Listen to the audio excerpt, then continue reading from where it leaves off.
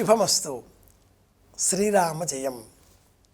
గురువారం ఒక నక్షత్రం కలిసి ఉంటే ఒక అద్భుతమైన యోగం అంటుంది జ్యోతిర్విజ్ఞానం. వారాలలో ఆది, సోమ, మంగళ, బుధ, గురు, శుక్ర, శని 7 వారాలు.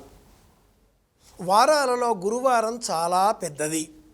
అలాగే నక్షత్రాలలో అశ్విని, భరణి, కృత్తిక, రోహిణి ఇలా ఆరంభం చేసుకొని పూర్వభాద్ర, ఉత్తరాభాద్ర, రేవతి వరకు 27 నక్షత్రాలలో ఒక నక్షత్రం చాలా ప్రత్యేకత కలిగి ఉంటుంది. ఆ నక్షత్రం పుష్యమి నక్షత్రం.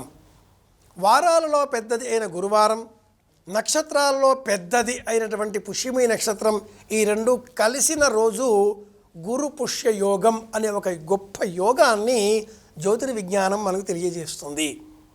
వారాలలో ఆదివారం సూర్యుడు నక్షత్రం, సోమవారం చంద్రుడు ఉపగ్రహం, మంగళవారం అంటే భూమికి ప్రతీక, బుధవారం అంటే బుధగ్రహం, గురువారం అంటే బృహస్పతి గురుగ్రహం, శుక్రవారం అంటే శుక్రుడు శుక్రగ్రహం, శనివారం అంటే శనైశ్వరుడు శనిగ్రహం. 5 గ్రహాలు, ఒక నక్షత్రం, ఒక ఉపగ్రహం, వెరసి 7 వారాలు. ఈ 5 గ్రహాలలో అంటే కుజుడి నుంచి వరుస చూసుకున్నప్పుడు అంగారక గ్రహం కుజుడు, బుధగ్రహం, గురు, శుక్ర, శని 5 మధ్యలో ఉండే గ్రహం గురుగ్రహం. అన్ని గ్రహాలలోకెల్లా కూడా అతిపెద్దది కనుక గురుగ్రహం. ఆ ఆకాశ మండపంలో నవగ్రహాలలో వచ్చే చెత్త, చెదారం, ఉల్కలు, దుమ్ము, ధూళి అన్నింటినీ ఆకర్షించి తనలో నిక్షిప్తం చేసుకునే గ్రహం గురుగ్రహం. గురుగ్రహానికి జ్యోతిర్విజ్ఞానవేత్తలు వ్యాక్యూమ్ క్లీనర్ అని కూడా పిలుస్తారు. శుభ్రత, జ్ఞానం, పెద్దరికం, పసుపు వర్ణం గురుగ్రహ ప్రత్యేకతలు. మరొక వైపున పుష్యమి నక్షత్రం అన్ని శుభకార్యాలకు అనుకూలమైన నక్షత్రం. ఒక్క వివాహానికి తప్ప మంత్రశాస్త్రానికి మరింత ప్రత్యేకం. సాధన చెయ్యాలి. ఓం శ్రీం రాం రామాయ నమః, రామషడక్షరి తిరుమంత్రం, ఓం నమో నారాయణాయ, పంచాక్షరి మహామంత్రం, ఓం నమ శివాయ, దుర్గా మహామంత్రం, శ్రీమాత్రే నమః.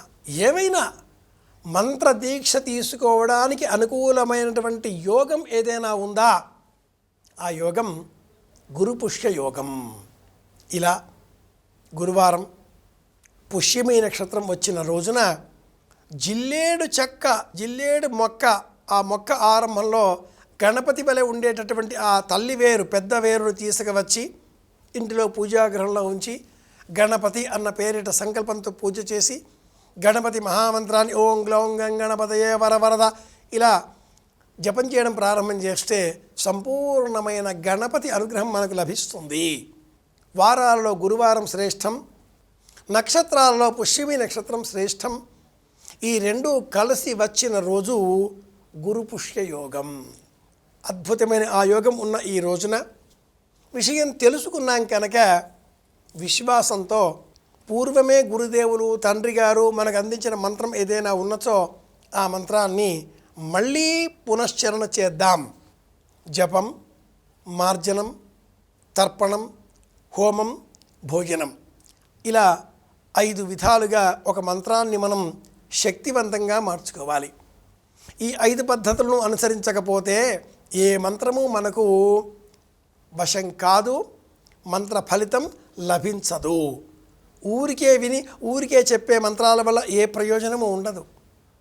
ఆ మంత్రం గురు పుష్యయోగం ఉన్న రోజుననే సాధన చెయ్యాలి. సాధనకు ప్రారంభం, బీజావాపనం, అంకురారోపణం, గురు పుష్యయోగం అది ఈరోజు. ఇంతటి అద్భుతమైన యోగం గురించి తెలుసుకున్నాం కనుక సాధన చేద్దాం. అందరి క్షేమాన్ని కోరుదాం. దైవానుగ్రహంతో మళ్ళీ కలుసుకుందాం.